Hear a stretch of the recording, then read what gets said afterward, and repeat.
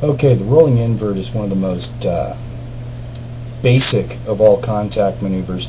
You can see here where I keep it in contact with my hand, and basically you let it roll across your fingers as you turn your hand up, and that should send the handle rolling down your palm as the blade falls forward naturally, and if you chase it, you'll end up catching it.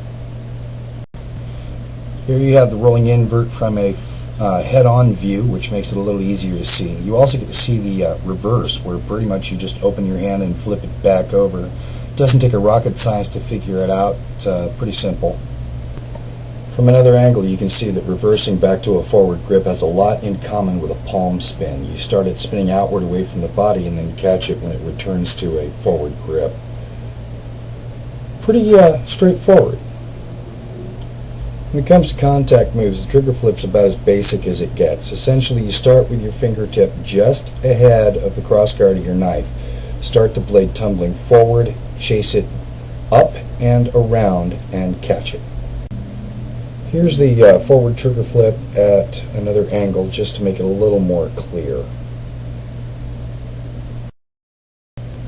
The reverse trigger flip, while it's essentially the opposite of a forward trigger flip, it really isn't quite the same because of the fact that you have to move your finger down onto the blade to give your handle some extra weight, and it does take a bit more force to start the blade rolling. You can pretty much see what I'm talking about though, I'm sure. The stall invert is one of the trickier contact moves because you have to develop an extreme sensitivity with your blade. But essentially you turn the blade toward the inside of your body, and as you release it, you guide your hand under it and stay in contact with it. It will do the rest. It will continue to spin, and as long as you maintain control over it, it will do what you want it to do. Regardless, learning sensitivity is definitely key to this move. Just like in fire dancing, transition moves are very important for making a performance look good. I've included a combination trigger flip and stall invert just to give you one idea. In tip spins, it's another basic contact move. I've chosen to include the beginner's tip spin, where you actually have to start the spin with your fingers. You should be able to tell how I'm doing that just by looking. It's like snapping your fingers, really.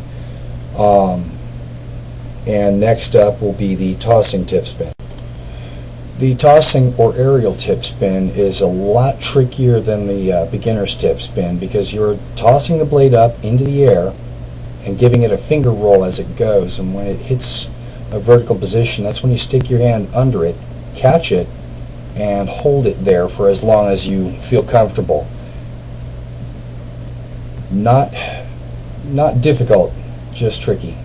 This is the backhand spin. You can see here, you start it turning in toward the body, you guide your hand under it as you pass it up above the top of your hand. You keep your hand as steady as possible and continue the spin, and you should be able to catch it by the handle. Tosses are pretty self-explanatory. Just don't catch the pointy parts, people. Pretty simple.